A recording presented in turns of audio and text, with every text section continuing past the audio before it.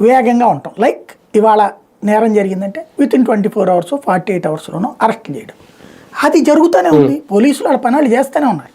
ఇప్పుడు వల్లభనేని వంశీని బట్టి రాలేదు పోలీసులు, ఎక్కడ ఉన్నాడో చూసుకునేసి. అట్లాగే సోషల్ మీడియా కార్యకర్తలను బట్టి రావట్లేదా ఏంటి? కాకపోతే మామూలు క్రైమ్స్లో కూడా పట్టుకుంటూనే ఉంటారు. కొన్ని కేసుల్లో దొరక్కపోవచ్చు, అన్నిట్లలో అనుకున్నట్టు జరగదు.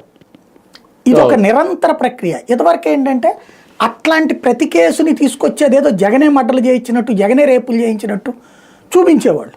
ఇప్పుడు అట్లా చూపెట్టట్లేదు కదా. ఈయన దానికి ఇన్ఫ్లుయెన్స్ అయ్యాడు పవన్ కళ్యాణ్. అట్లాగని చెప్పేసి ఆవిడతో అన్నారు, ఆవిడ గురించి అన్నారు. ఎట్టాపేస్తారు హాంబూమ్ బుష్ అనగానే ఎవడన్నా కత్తి తీస్తున్నప్పుడు పాత సినిమాలో చూపెట్టినట్టు ఇట్ట కదలకుండా ఇట్టాగే ఉండిపోయి ఇట్టుంటాయా? ఉండవు కదా.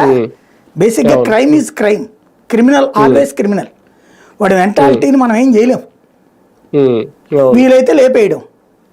ఇవాళ ధైర్యం చాలట్లేదు ఏ పోలీసులకి. కోర్టుల చుట్టూ తిరగాల, జీవితకాలం కెరీర్ కోల్పోవాలని సజ్జనార్ గారిని చూసాక ఇంకెవరికి ధైర్యం రావట్లేదు.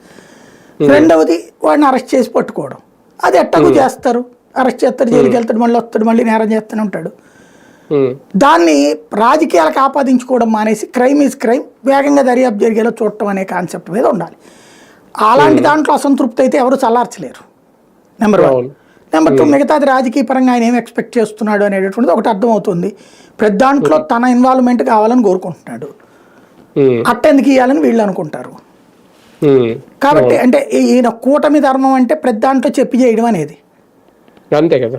వీళ్ళు ఏమంటారు, నువ్వు ఓసారి కేంద్రాన్ని చూసుకొని మాకు చెబుతున్నారు ఏది బీజేపీ వాళ్ళు. ప్రభుత్వం అనేది దానికి కూటమి వేరు, రాజకీయ పరంగా అయితే కూటమిగా మాట్లాడుకుంటాం. ప్రభుత్వం పరంగా అక్కడ ప్రధానమంత్రి నిర్ణయాలు తీసుకుంటే ఇక్కడ ముఖ్యమంత్రి నిర్ణయాలు తీసుకుంటాడు. ఎవడు దాడి